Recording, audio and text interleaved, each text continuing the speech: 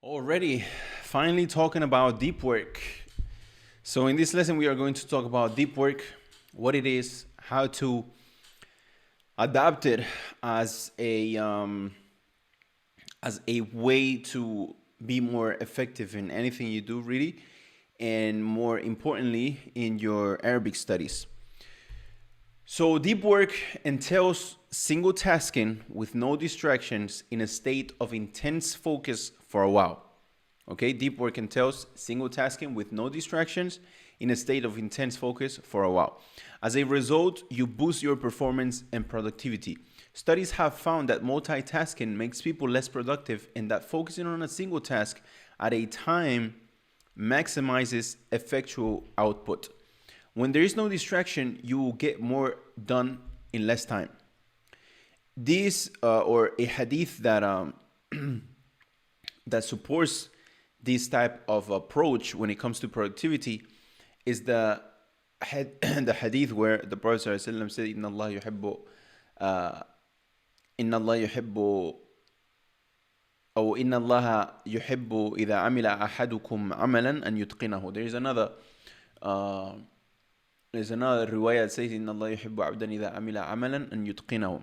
So indeed Allah loves it when one of his servants does a job that he does it in his best of manners. I translated this, guys, so I know the translation might not be all of that, but basically the meaning of the hadith is that Allah loves that when one of his servants, meaning the human beings, the mu'minun, when he does something, that he does it and masters it at the best of ways. Not like just, oh yeah, just do this, shallow doing it type of thing. And we will know what it means to, which is the opposite of deep work, shallow work. And so it translates to the more focused you are, the better your studies. And working for a while in this undistracted state has to do with attention residue.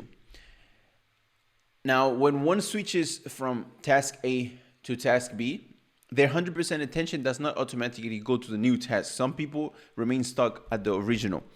This is attention residue.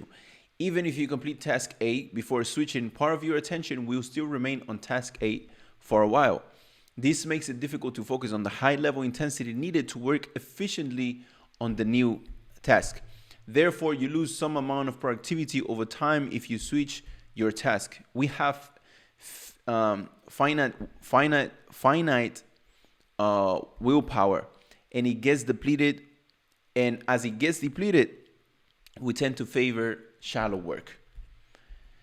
So deep work requires a distraction-free environment, a high level of concentration, and ultimately improves your skills. In turn, this leads to value addition, but it is difficult to reproduce. Whereas shallow work is applied extensively for non-cognitive demanding tasks. It requires little focus, hence a person carries it out while distracted. This type of work can be easily replicated. Examples of such work include responding to push notifications, news, social media, etc., and checking emails every couple of minutes. You do this type of work effortlessly, almost automatically, and get satisfaction from performing single tasks. Social media are prime examples of shallow living. They offer little benefit in return for all the time we give them. It will be a barrier to working deep if you feel the urge to check on your social media account every few minutes. Due to addictive tendencies, deep living and social media do not go well together. When you memorize your new vocabulary and go over the lessons, make sure you are in a state of deep work. Reviewing, conversing, testing yourself, etc. can be done in a state of shallow work. So, one of the ways on how you can, do this, or before we get into slice and dice the task so you will be able to create large chunks of time, I want to summarize what we said until now. So basically, what it means is that, for example, first of all, obviously, as we said, do not focus on other things than Arabic. Okay, and if you focus on other things and you have other responsibilities and perhaps secular studies and things like that, make sure that when you work on something, just work on that. Don't say, for example, oh, in the next 4 hours, I'm going to do 1 hour of this, then 1 hour of that, 1 hour of Arabic, and then 1 hour of secular studies, and then another hour of Arabic, and then another Arabic secular. Don't do that. Because as we said, attention residue, is basically you're going to be wasting your time. It's better for you to do 2 hours straight of one thing, because as you get into focus mode, the more you do something, the more focus you are getting, until you get to your limit of focus or time focused, and now you have to stop. And on average, that is, for a trained person like me, I can do 4 or 5 hours, depending on the job as well, or on the task. But on average, 4 to 5, 6 hours. But I've been working on it. I've been training on this. Some other people, they're able to do 12 hours. You in the beginning might just be able to do 2 hours, and you will get super tired and so on. So basically, deep work is the art of focusing on one single task for a long period of time, and that allows you to get done in like 2 hours, 3 hours, 4 hours, what somebody, or what even you, in a state of not being in deep work mode, what would take you maybe 1 week, 2 weeks, 3 weeks. So in order to achieve this, you slice and dice the task, so you will be able to create large chunks of time. So learn to reduce a big task to a cheese slice size. This is an effective method of handling big tasks. You simply detail the entire task, then break it down into more manageable tasks or slices. You can start with just a small slice and know that you are still making progress. Psychologically, you will find it easier to do a single small piece of a large project than to start the whole job. So for example, if you say, okay, today or this week, I need to memorize 100 words. So I have 5 days, for example, or 7, let's say 5 days. So today I'm just going to focus on 20 words. Just 20 words, forget about the other ones, and I'm just focusing on that. Then second day, other 20. Third day, another 20, and like that. And you slice the big job into small portions, and you only focus with an undivided type of focus and undivided time on that particular thing. And you can find this in the Sunnah as well, where Abu Huraira narrated about the Prophet ﷺ that he said, take on only as much as you can do of good deeds. For the best of these is that which is done consistently, even if it's little. Naam. خير العمل أدوامه وإن قل. All right. So once you are done with one slice, no matter how small, you will feel a sense of motivation to keep the ball rolling, and you will move onto the next slice. It's less terrifying than tackling one enormous task, and more often than not, you get more done this way. Sorry, it's less terrifying than tackling one enormous task, and more often than not, you get more done this way. I don't quite understand this sentence, but you guys get the point. It's surely less confronting. So basically, it's more appealing. It appeals you more to see a small task to do than a big, oh, I need to memorize 100 words. Okay, let's start right now. Oh man, I can only do this. No, slice it down. Okay, I need to memorize 100 words by this date, so let me just focus on 10 today. It's easier to say I'm going to memorize 10 today than, I'm going to start memorizing 100 today. Because, it might not even be something possible for you to do. So at the end of trying it, you will feel overwhelmed. You won't feel fulfilled because you haven't achieved it. And it might even cause you to not be as hyped up tomorrow to start the task again. But when you say, okay, I need to memorize 100, so let me start with 10. Then you do 10 and you say, oh, I did it, alhamdulillah. It gives you a sense of motivation to keep the ball rolling. So endeavor to set aside large chunks of time so you can focus on the really important work. It's important that these blocks of time are unbroken and uninterrupted. Very important. Unbroken and uninterrupted. Schedule these time chunks in advance and commit to them. We'll use the calendar to map them out and make sure we make every minute count. Most of the really important work you do requires large chunks of unbroken time to complete. Most of the really important work you do requires large chunks of unbroken time to complete. Now we have spoke about, deep work, and like when it's time to work, we really work. Like when it's time to work, we seriously work. But then when we are not working, downtime is needed to recharge your energy. During deep work, you use up a form of energy called directed attention. It is a limited resource. To charge, you need to take a break. Please note, downtime is not the same as shallow work. And it does not also mean activities that have some part of your attention. So we have three things. We have deep work, which is like seriously working with, undivided focus for a long period of time. Then we have shallow work, which is something that doesn't require that much of our attention, but it is still working, like revising, speaking to another student, or being in part of the weekly conversational sessions, things like that.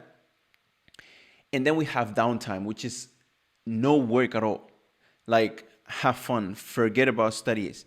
That is necessary in order for us to recharge. It means true leisure, taking a stroll, a casual conversation with a friend, playing a game with your kid, watching a documentary, etc., etc. To implement deep work into our lives, we need to create rituals and routines. This way, deep work becomes easier and second nature to us. So this is my intention with you guys. Like I said in the beginning, if you only get one thing from me, please get everything that I'm teaching you in this module. Like make it part of your life. And I ask Allah that everything that you achieve in life, because you will definitely become more successful, inshallah, that He gives me a percentage of your hasanat for it, Yawm al-Qiyamah. So yeah, we need rituals. So of course we have the planning and everything we have spoke about, and what we are going to speak about in the next in the next lesson about habits and routines. But of course, planning, as we said, tracking your progress, etc., etc. All of these things are the things that are going to help to achieve, a good and effective deep work. And as you guys seen here in the calendar that I prepared for you guys earlier in the previous lesson, I put on Monday deep work, then Tuesday shallow work, then Monday deep work, then Tuesday shallow work, then Monday deep work. So, these times of deep work is the times where you work. And believe me, if you only do 2 hours of deep work, complete focus, undivided attention on one task for a long period of time, uninterrupted, you only need 1 hour or 2 hours per day to accomplish what the average student that doesn't do this does in 5 hours, 6 hours a day. All right, so very important in order to achieve this efficiency, to do deep work. And this hadith states that the Prophet ﷺ said, "Oh Allah, bless my people in the early mornings. When He sent out a detachment or an army, He sent them in at the beginning of the day." Sakhr was a merchant, and he would send off his merchandise at the beginning of the day, and he became rich and had much wealth. Abu Dawud said he is Sakhr ibn Wada'a. So, the Prophet ﷺ, he made the dua for his community. He said, Allahumma barik li ummati fi bukuriha. Oh Allah, put the blessings in my people, in my community, in their mornings. This is why in the early mornings I put deep work, because I highly suggest you to, especially if you do things throughout the day, like for example today I'm preparing these lessons for you guys, right? So I went to the chiropractor today. He adjusts my back and so on. And I went at like 5 p.m. So in the very morning, since the morning all up until 5 p.m., I was working on this.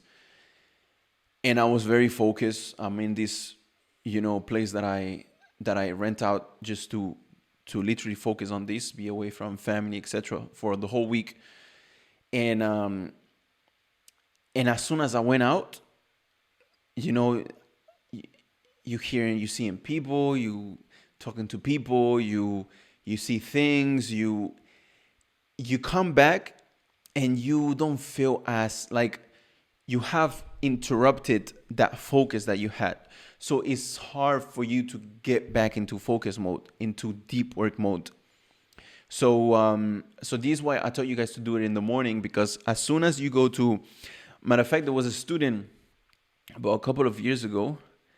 I remember, I used to track him and I used to constantly talk to him and so on. And he had that problem that he wanted to do it in the afternoon, but after work, he will be completely exhausted, ready to just relax, etc. And then we started doing it in the morning, right after Fajr. So he set a system for his family to go sleep early so he could go sleep early. And he started studying in the morning when everybody was still asleep. And results, amazing results. In comparison to trying to do it in the night when you're tired and you have had all of this information throughout the day. Because look, throughout the day, like when you go sleep and wake up in the morning, you have kind of like recharge your energy and your brain space. As you go throughout the day, you talk to people, they stimulate your thoughts. Those thoughts, they translate into like space taken away from your brain. So at the end of the day, it's very hard for you to memorize something. It's very hard for you to be sharp in terms of your memory, etc., etc. But in the morning, when you are fresh out your sleep, you wake up, take a shower, you are sharp. Now is when you can memorize easily. So deep work needs to be in the morning, in my opinion. Everyone is different, but in general, everyone is sharper in the morning. Let alone the dua that the Prophet ﷺ made for us about be in the morning when the blessings where you can find the blessings. And yeah, it just makes sense. So yeah, with this being said, until here, the topic of deep work, and I really want you guys to adapt this to your life. Deep work. Okay, I'm going into deep work mode. Please, like when you say this to your family, I'm going to deep work mode. They know they cannot knock your bedroom door. They cannot talk to you. You tell your wife, "Yo, I'm in deep work mode." Okay, she's not gonna talk to you. Tell your children. Let everybody know that that's what you do. When I go deep work mode, please leave me alone for 2 hours straight. I'm not talking to anybody. So yeah, until the next one. Assalamu alaikum.